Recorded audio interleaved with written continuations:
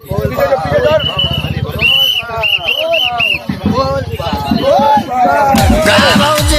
कैसे हैं? प्रणाम।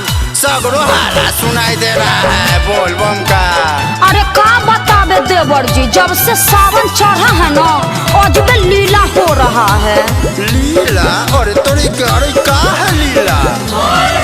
जब से सावन महीना चढ़ गया है भक्त भोले बाबा का बिगड़ गया है। जब से सावन महीना चढ़ गया है भक्त भोले बाबा का बिगड़ गया है। भक्ति में जी रहा है बूटी सब पी रहा है, भक्ति में जी रहा है बूटी सब पी रहा है, टेंशन टल रहा है।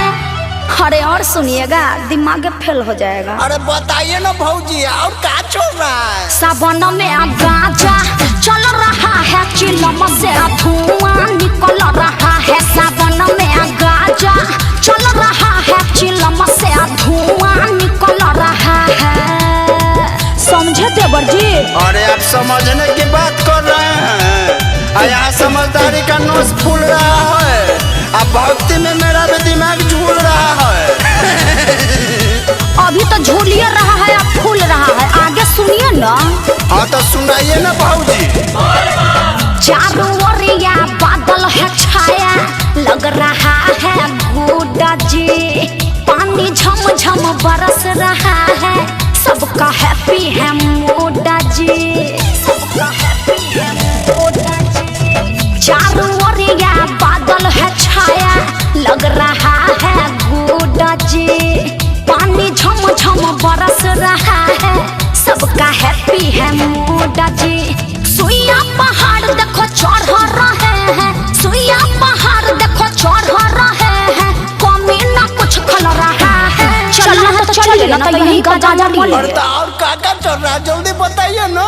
हाँ तो सुनिए, सावन में गाजा चल रहा है, चिलम से धुआं निकल रहा है। सावन में गाजा चल रहा है, चिलम से धुआं निकल रहा है। आप सही कर रहे हैं भौजी, तो हम लोग का है पीछे रहे। अपना पुरनका वाला पिकअप है, सब परिवार ठूस के जाएंगे, हम मंदिर में घुस के जल चढ़ाइए न देंगे। अच्छा तो ठीक है, लेकिन वहाँ सटका भी पड़ता है। शहरी आंटी नवा की दुल्हन ठुमका देखो लगा रही है। अंतरा सिंह प्रियंका का गाना जम के वो बजा रही है, तो हम गर्दा उड़ा के नाचेंगे। शहरी आंटी नवा की दुल्हन ठुमका देखो लगा रही है। अंतरा सिंह प्रियंका का गाना जम के वो तो बजा रही है। और जो न शर्मा बोलबम चिल्लाए, परमेश्वर महतो बोलबम चिल्लाए, कहे जिंदगी बदल रहा है। अरे अब तो समझ गए ना। अरे सब ऊपर से निकल जा रहा है भौजी। सावन में गाजा चल रहा है, चिलम से धुआं निकल रहा है। सावन में गाजा चल रहा है, चिलम से धुआं निकल रहा है। अरे अपना तो मजा ही मजा है। हमारा पास गांजा ही गांजा है।